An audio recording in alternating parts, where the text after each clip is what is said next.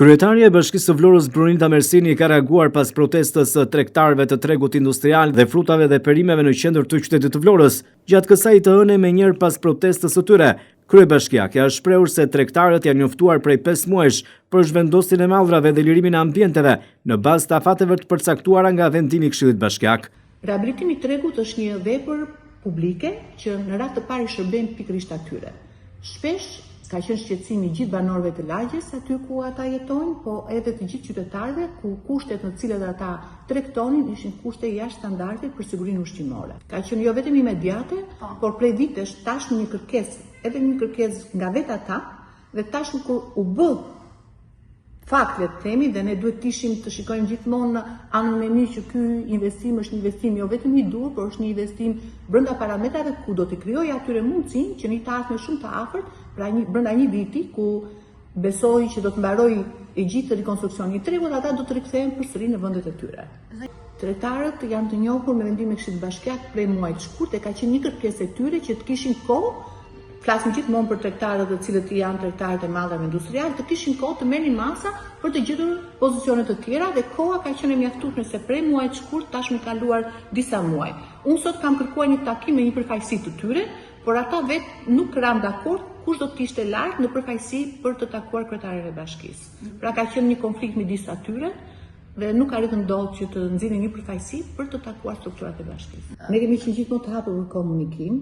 Edhe pa diskutim, por me një vendim të Këshillit Bashkiak që tashmë është marrë, ne nuk mund të marrim vendime të reja, sepse pikërisht është Këshilli Bashkiak i cili përcakton pozicionin e tregjeve në qytet, dhe ky vendim tashmë është bërë publik dhe nuk mund të rikthehet për një treg të dytë. Kjo është një gjë e përkohshme, është një gjë si kudo. Edhe kur rikonstruktojmë një shkollë, ne i zhvendosim fëmijët dhe i krijojmë vështirësi dhe fëmijëve në mësimdhënie apo prindërve për t'i transportuar fëmijët në një shkollë, sepse kërkon në çdo rikonstruksion kërkon kohën e vet. Unë nuk e kuptoj pse duhet bërë kaq shumë problem për një kohë shumë të shkurtër.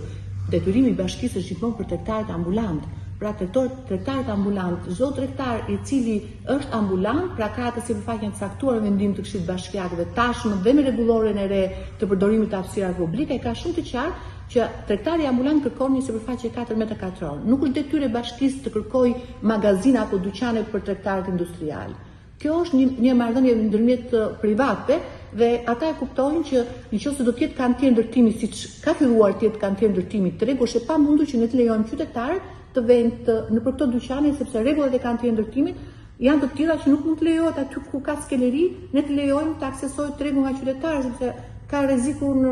e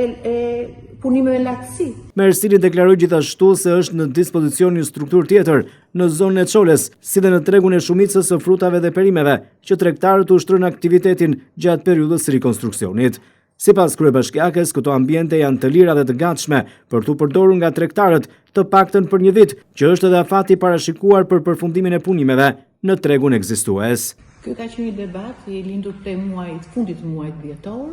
dhe në fillimin e muajit janar ne jemi të takuar me tregtarët, kryesisht me tregtarët e frutave dhe perimeve, por dhe ata të tregut industrial, që janë po ashtu të vendosur në të njëjtin treg. Dhe kemi kërkuar nëpërmjet takimeve që të gjenim një pikë të përbashkët në mënyrë që të zgjidheshin të dy fashat e tregtarëve, pra dhe tregtarët e frutave perimeve dhe tregtarët e industrial. Kjo ka qenë e pamundur sepse ata nuk kanë dakord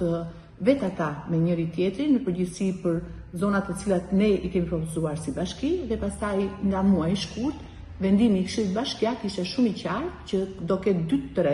tregje, do të jetë tregu i frutave perimeve i përcaktuar në zonën e lagjes 24 maj, një treg i cili njihet prej shumë vitesh në qytet si tregu i frutave perimeve dhe tashmë ndërmarrja e shërbimeve publike ka krijuar një strukturë e cila është një strukturë për gjithë tregtarët ambulant, ku bashkia ka detyrimin çdo tregtari një sipërfaqe prej 4 metra katror. Dhe një treg tjetër i cili është tregu industrial, pra atë që quhet pranë zonës së Allis në Nard, është një treg i cili aktualisht ka një pjesë ku operohet për tregun e frutave perimeve me shumicë dhe një pjesë tjetër ka një strukturë po të përshtatshme për tregu industrial, ku është një strukturë e mbuluar, e pajisur me të gjitha kushtet që ata të tregtojnë, pra flasim për tregtarët industrial. Ata mund ta përdorin tregun në Çole ashtu siç dhe tregu industrial. Ne kemi marrë masa që dhe stacioni i autobusit të zhvendoset, pra qytetarët që duan gjithmonë për mallat industrial Si kudo në çdo qytet. Ne nëse do të drejtojmë Tiranës, lagja 10 e Tiranës, e njohur prej vitësh tashmë nga çdo qytetar i Tiranës, është një treg i madh ku tregtohet mall industrial. Çdo qytetar, le të themi, i një rajoni shumë larg tregut 10, pra rajoni 5 i Tiranës, e ka shumë larg nëpërmjet transportit urban dhe ka akseson tregu. Në çdo qytet, tregu industrial nuk është në qendër të qytetit. Ka dhe zona e Narkës është shumë afër, nuk është një zonë e cila kërkon orë për tikur apo gjysmërore, minuta për të aksesuar.